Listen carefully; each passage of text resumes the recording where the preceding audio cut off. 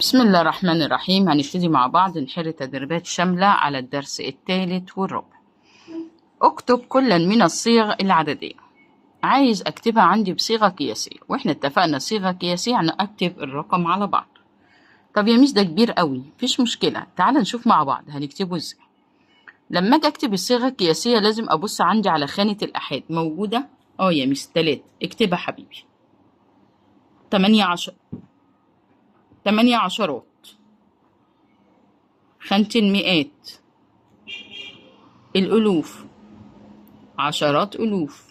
طب دي مرتبة جميلة، مئات ألوف، وآدي المليون، وآدي عشرات الملايين. طب واحدة كمان كده وبالراحة يا ميس. حاضر. عندك الأربعة أحاد حطها. طيب أنت ركز كده، في عشرات، في مئات لأ، طب في ألوف لأ، بس في عشرات الألوف 6، في مئات الألوف 2، مئات ألوف يبقى جاي وراها ملايين 7، ملايين يبقى عشرات ملايين 9. هي دي اسمها يا ولاد صيغة قياسية، صيغة قياسية. ركز تاني في السؤال الجاي. عندي أحاد 5، اكتبها. عندي 6 في العشرات ب60، أدي ال6. طب أنا ما عنديش مئات، صفرين، مفيش، حط صفر.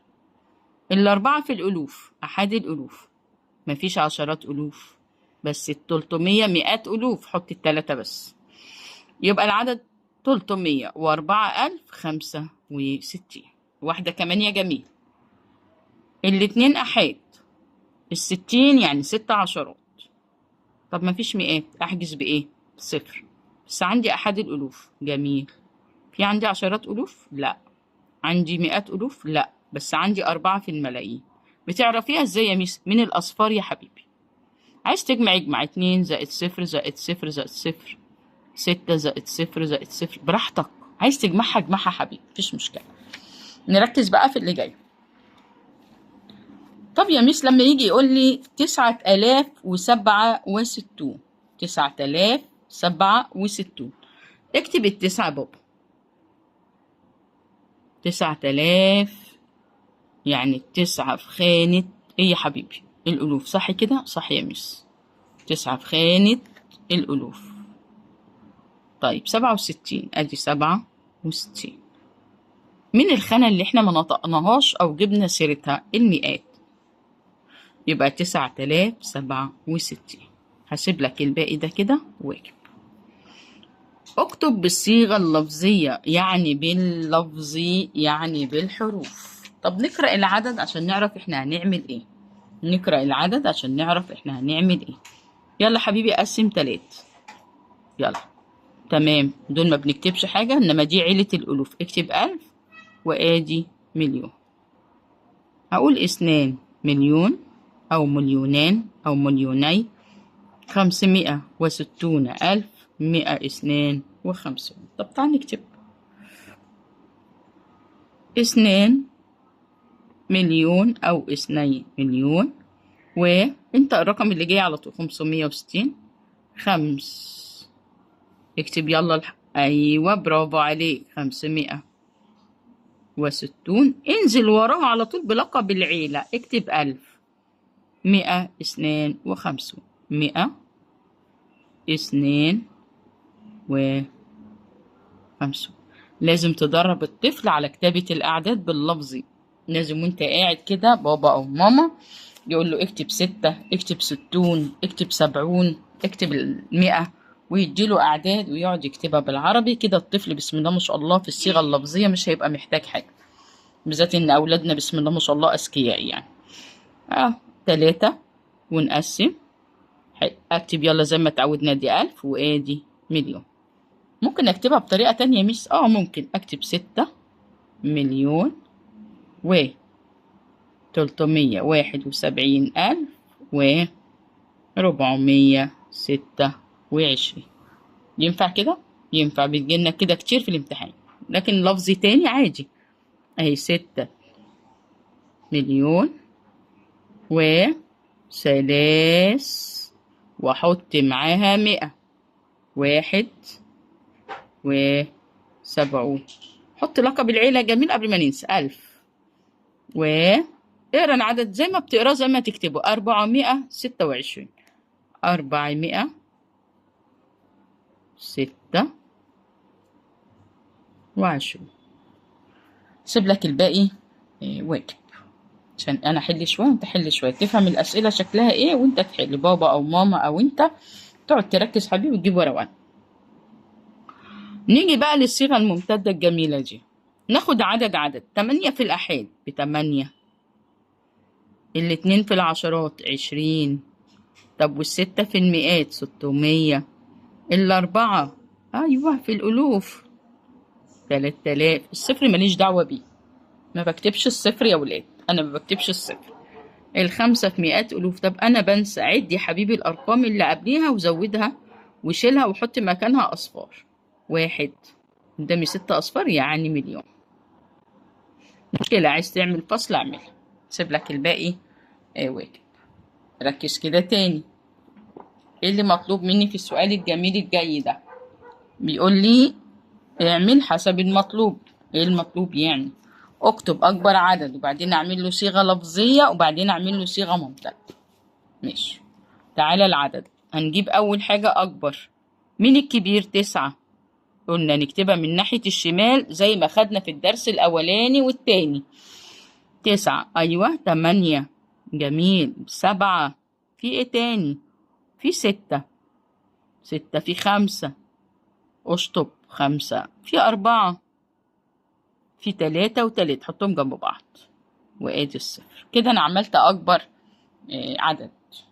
طيب وبعدين يا ميس عايز صيغة لفظية، يعني لازم اقسم العدد واكتبه بالصيغة اللفظية، الحروف الكلام. قسم يلا يا جميل. اول حاجة ما بنكتبش 3 ارقام، ادي 1000 واللي بعده جاي مليون. 987 مليون 654,330. طب ما تيجي نكتب يلا. 900 ادي التسع، وقلنا يا ولاد نكتب كلمة المئة بتاعتنا اهي. 7 و8. اكتب 8 وحط لها واو ونون. انزل باللقب بتاع العيلة مليون. الترابيزة بتتهز بس شوية. ناخد السؤال اللي بعد. 654. اكتب 6. احط مين معايا يا ميس؟ 100. ماشي. و4 50. ادي 5 زود لها واو ايه؟ زود لها واو ونون. ازود لها واو ونون.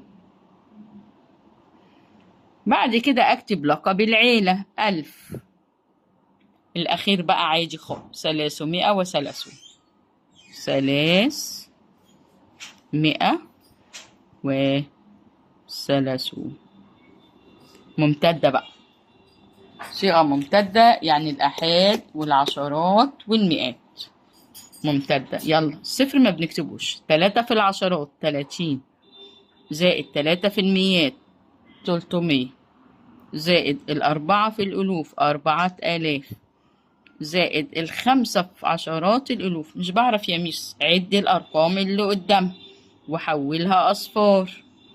6 1 2 3 4 5 1 2 3 4 دي 5.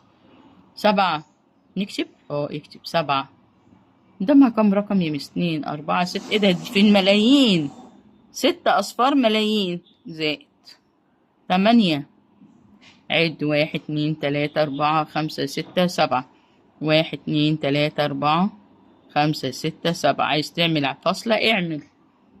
زائد 9 مئات ملايين. 1 2 3 4 5 6 7 8 1 2 3 4 5 6 7 8. وصلت يا ولاد الفرق ما بين الصيغ؟ الفرق ما بين الصيغ.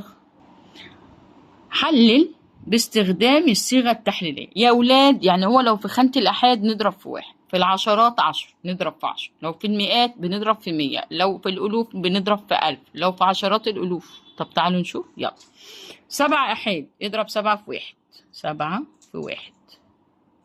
الاتنين في العشرات اضرب الاتنين في ايه؟ في العشرات عادي، لو بدلنا مفيش مشكلة، الضرب إبدالي. الستة في الميات، الأربعة في الألوف. يعني اضرب في ايه يا ميس؟ اضرب في 1000 يا بابا. الخمسة في عشرات الألوف، يعني 10,000.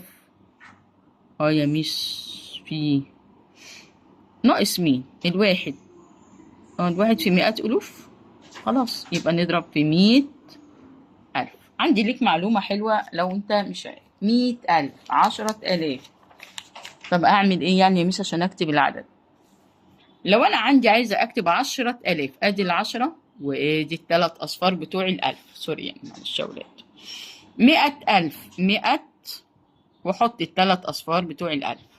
مليون، معروف ان المليون 6 اصفار، يعني المليون 6 اصفار. المليون 6 اصفار.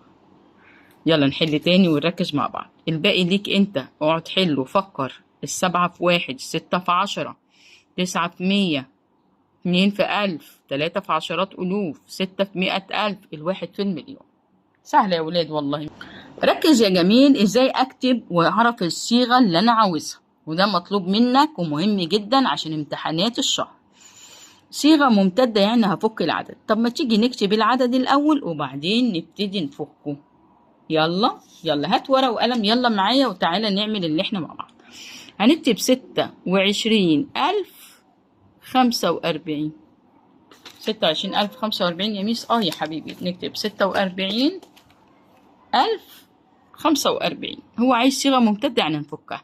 يعني الخمسة أحاد زائد الأربعة موجودة في خانة العشرات ب40، زائد قلنا الصفر مش بنكتبه، الصفر هو حاجز خانة لكن احنا مش بنحطه مع الصيغة، زائد 6 في خانة الألوف ب6,000، والاتنين عشرات الألوف ب20,000.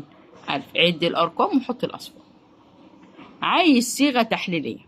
8,070,200. 8,070,200. طب ما تيجي نكتبه. ادي 8,000,000، ادي 70,000 يا ميس، و200 اهو. صيغة تحليلية يعني هنضرب على حسب الخانة. الأصفار دي ماليش دعوة بيها. الاتنين في المئات يعني 2 في 100، زائد 7 في عشرات الألوف يعني 7 في 10,000، زائد 8,000,000 يعني 8 في المليون. المليون 6 أصفار. دي كده يا ولاد صيغة تحليلية. طب نشوف السؤال اللي بعده. قال لي عايز صيغة قياسية. صيغة قياسية يعني نكتب العدد. صيغة قياسية يعني نكتب العدد. 1 في الميات يعني 1 في خانة المئات، 3 في خانة مئات الألوف، 7 في الملايين. الله، طب ما في خانات كده يا ميس مش مكتوبة، يعني الأحاد والعشرات والمئات مش مكتوبة، احنا نحط مكانهم ايه؟ لا المئات موجودة، احنا اللي مش هنكتب مكانها بجد اللي هي خانة ايه؟ ايه يا ولاد؟ الأحاد والعشرات. طب تعالى نشوف. 1 في الميات يعني 1 في خانة المئات، يعني الأحاد والعشرات مش موجودين. 3 في 100,000 يعني ب300,000، يعني ال300 لا الألوف ولا عشرات الألوف موجودين. 7 في الملايين يعني 7 مليون، يبقى 7,300,100. 7,300,100. 7,300,100. طب السؤال اللي بعده. السؤال اللي بعده يلا يا جميل. مليونين، ايه ده يعني 2 في خانة الملايين. خانة الملايين 277,000، الخانة اللي قبلها على طول خانة العيلة بتاعت الألوف. 191 دي الوحدات. هو عايزة صيغة ايه يا جميل؟ ممتد. فك العدد. 1 زائد 90 زائد 100 زائد 7,000 زائد 70,000 زائد 200,000 وزائد 2 مليون زي ما احنا فكينا فوق عشان الوقت والفيديو. 6 مليار و900 مليون و10,000 و4. عايز صيغة ايه؟ تحليلية عادي مفيش مشكلة، ممكن اخدها من هنا من غير ما اكتب العدد. 6 مليار يعني 6 في المليار يا ولاد 9 أصفار. المليار يا ولاد 9 أصفار في 900 مليون يعني 9 في 100 مليون. بص أنا بكتبها ازاي يا ولاد؟ يعني أنا كتبت 100 والمليون معاه 6 أصفار، يبقى 9 في 100 مليون في 10,000. 10,000 10,000 يعني 10 في 1000. طب بنعملها كده اهو. جميل. زائد 4 في 1. عايز تكتب 10,000 بس اكتبها، عايز تكتب 10,000 10 في 1000 برضو شغال، مفيش أي مشكلة، كله صح. صيغة لفظية بقى، صيغة لفظية. 2 في 100 و8,000 و4 في 10,000 يبقى 40,000. يبقى احنا عندنا 48,000 وكم يا جميل؟ و200. فكها انت بقى، هتكتب كده 48,200. ركز حبيبي عشان الأسئلة دي انت لازم تبقى مركز فيها. عايز الصيغة القياسية اللي بتعبر عن الصيغة. 9 مليار 200 مليون 217. هتقسم ونقرأها. بس هو المليار كم صفر؟ 9. حلو. طب عد كده. أحاد عشرات مئات ألوف عشرات ألوف مئات ألوف ملايين. مينفعش. أحاد عشرات مئات ألوف عشرات ألوف مئات ألوف ملايين. مينفعش. أحاد عشرات مئات ألوف عشرات ألوف مئات ألوف ملايين عشرات ملايين مئات ملايين مليار. ركز تاني يلا. عندي صيغة وعايزني أجمع. الستة أحاد، الخمسة عشرات مفيش مئات حجزت.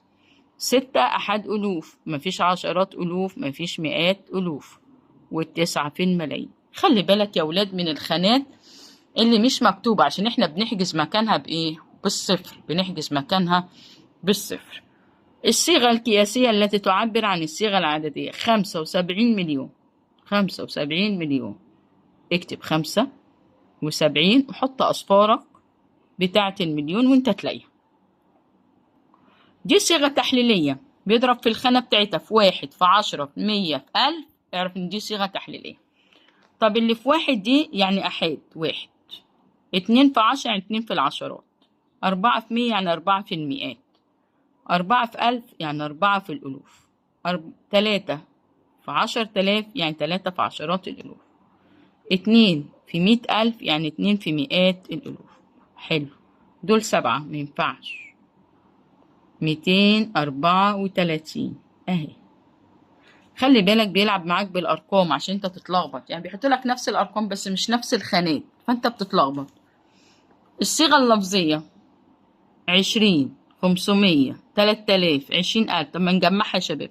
مفيش احاد بس في مئات، في الوف، في عشرات الوف، يبقى 23,520. فين 23,520 اهي. كده نكون خلصنا تدريب على الدرس الثالث والرابع للوحدة الأولى سنة رابعة. لايك وشير حبيبي عشان يوصل لك كل جديد في القناة. السلام عليكم ورحمة الله وبركاته.